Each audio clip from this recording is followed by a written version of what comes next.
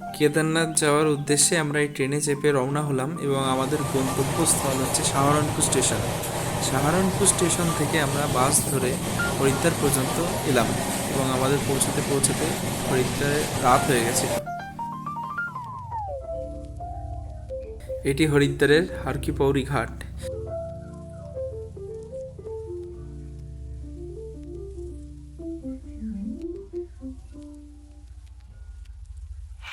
এই ঘাটের গঙ্গা দর্শন করে আমরা সন্ধেবেলায় রওনা দিলাম সন্ধ্যা আরতি দেখার উদ্দেশ্যে।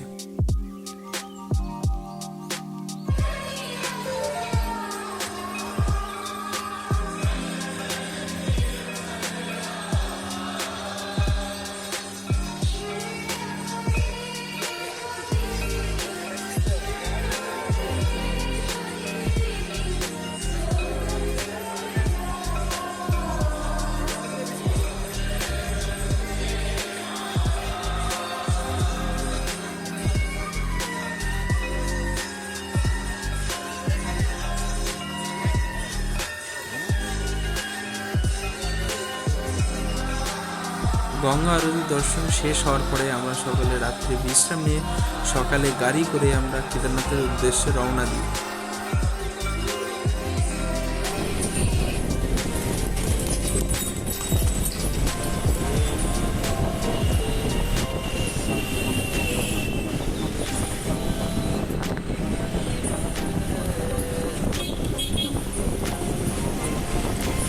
এখন আমরা হরিদ্বার শহরটির শেষ প্রান্তে চলে এসেছি। এরপর থেকে শুরু হচ্ছে ঋষিকেশ, যা যোগনগরী নামে পরিচিত। এবার আমরা এসে পৌঁছালাম গঙ্গা নদীর উৎসস্থল, যা দেবপ্রয়াগ নামে পরিচিত। অলকানন্দা ও ভাগীরথী নদীর মিলনে এই গঙ্গা নদীর সৃষ্টি হয়েছে। এরপর আমরা এসে পৌঁছালাম একটি অপূর্ব সুন্দর জায়গা, যা আগস্ত্য মুনির বাসস্থান নামে পরিচিত। এরপরে আমরা ভোরবেলায় সোনপ্রয়াগে এসে পৌঁছালাম। এই সোনপ্রয়াগ থেকে আমরা ট্রেক করে গাড়ি ধরে গৌরীকুণ্ড যাব এবং গৌরীকুণ্ড থেকে আমাদের আসল ট্রেকিং শুরু হবে। এবার গৌরীকুণ্ড থেকে আমাদের ট্রেক শুরু হলো। পায়ে হেঁটে আমাদেরকে 16 কিলোমিটার পথ অতিক্রম করতে হবে। হাঁটতে হাঁটতে আমরা পাহাড়ের ধারে যে সুন্দর প্রাকৃতিক দৃশ্য তা আমরা উপভোগ করতে থাকলাম।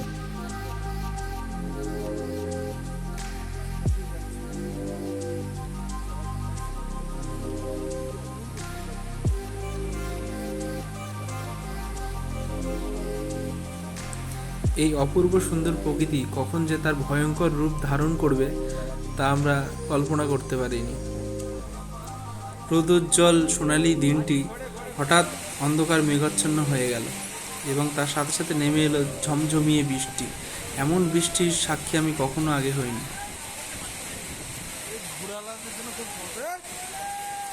বৃষ্টি ও খারাপ আবহাওয়া সত্ত্বেও আমাদেরকে আমাদের গন্তব্যের দিকে এগোতে হতো, নইলে রাত হয়ে যাবে। রাতের বেলায় ট্রেক করা খুবই কঠিন।